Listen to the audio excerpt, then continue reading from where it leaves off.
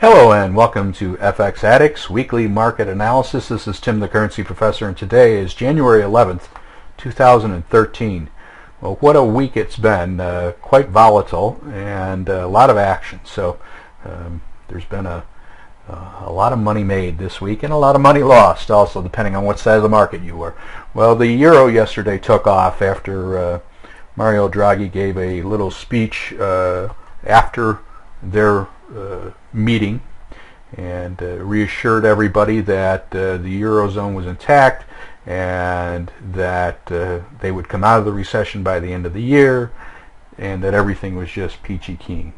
So the Euros rallied quite a bit yesterday, about 200 pips yesterday, and today we're up about another 80 here.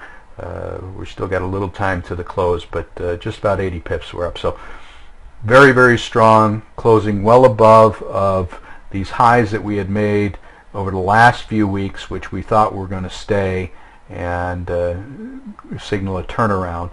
So here what we may have happening is a burst up, because what's happening is the pound dollar is not following, nor is the US dollar Swiss franc. So this is strictly all concentrated in the euro, and it looks like it's just speculation in the euro. So I'm not putting a whole lot of weight into this. I really am disbelieving the rally and thinking more that it is an extreme euphoria that is pushing the euro much higher.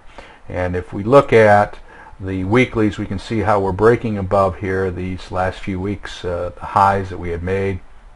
So we had talked many times about the euro running up to about 135. So we're pretty close, and it looks like it's going to do that, and that's going to complete the cycle at this stage. If we look at the monthlies, that would take us up then to within a almost of a trend line here, which would be, if I could draw it quickly, it would take us up to within this area here. I'm going to use this right about up into here, which would make us have sort of a V bottom forming, but it's kind of a sloppy one. And when we look further out here, what we're still getting is really this downward trend from way back here now, about the last 6 years. So don't think that's going to break anytime soon. This upward momentum that we have going here, this is now the 6th month in a row, does not look like it's going to last, short term or longer term now. This is strictly the last push, the last ditch effort here, and the speculation that everything is fine.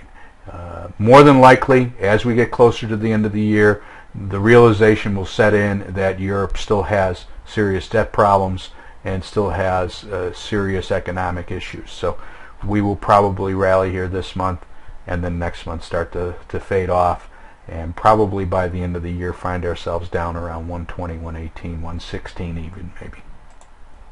British pound also having a very large day yesterday, about 150 pips yesterday, giving back some today, as we just talked about. It's down about 38, 40 pips right now. Here is our starting of our downward movement here, and more so concerning is this big spike high last week, which went up and took out the highs above 163, took out stops up there, cleaned everything out, and then the very next day we had this huge sell-off that took out four of the previous closes. So this really looks like the downtrend is going to continue, that it's going to start. And if we look at the weeklies here, we can see how on the weeklies also we have those spikes up there. Even though this is going to turn out to be a positive week this week, we still have this trend line that comes up through here that more than likely we're going to break through here fairly shortly, within the next 3 to 4 weeks it looks like. If we look at the monthlies, we can also see how this has been now the 4th time up here. It's going to take an awful lot of effort at this point to turn this market around here and get it up to that 166, 167. It has been consolidating here for a long time. Really looks like it's going to sell off quite a bit from here. Now, that being said, of course, we could break out. We could be forming this triangle right here like this, and the next step could be out up above that, just to run up to that 166, 167, and then come immediately back down. So it is an extremely volatile and dangerous market, but longer term, still looking forward to follow that longer term trend from the damage that was done back here. So it should break out and go down from here eventually. US dollar against the Swiss franc, well, these lows are holding that we had in the last few weeks. We came down close to them today, and we're bouncing right back up. So it really looks like the dollar has bottomed here against the Swiss for the interim period. And if we look at the weeklies, we're starting to form that consolidation area here that we've talked about. So we're right down into this area where we were before. Really looks like the bottom is forming there. And then on a monthly basis, well, we're negative now on the month, but still looks positive for us to go higher here. And that's because these monthly ranges, much smaller ranges, we're coming to a point here. At some stage, we've talked about this many times, we'll jump up here to this trend line, which is now around 98.50. This should be the month that that happens. Really expecting it to, have been expecting it to. Looks like it's going to. So we could, in the next couple of weeks here, rally up quite a bit and get up very close to that trend line, and then next month break above it, well above it, and start a new upward trend after 12 long years there. US dollar against the Japanese yen continues to push forward, continues to push higher. The government of Japan today coming out saying that they're going to pump trillions of dollars, or trillions of yen, I'm sorry, into the economy, amounting to about 116 billion in dollars, and they're going to do that this year. They're also pushing the Bank of Japan to redo their inflation target to 2% from 1%, and add more stimulus as well. So they're going to get that economy moving, and they're going to devalue this currency, and we're right now at about 89. More than likely we're going to get to the 95, 96 level before we have any type of meaningful correction. We can see that here on the weeklies. This is the area we should come up to and consolidate to. So that's around 95 to around 96. We should overshoot it just slightly.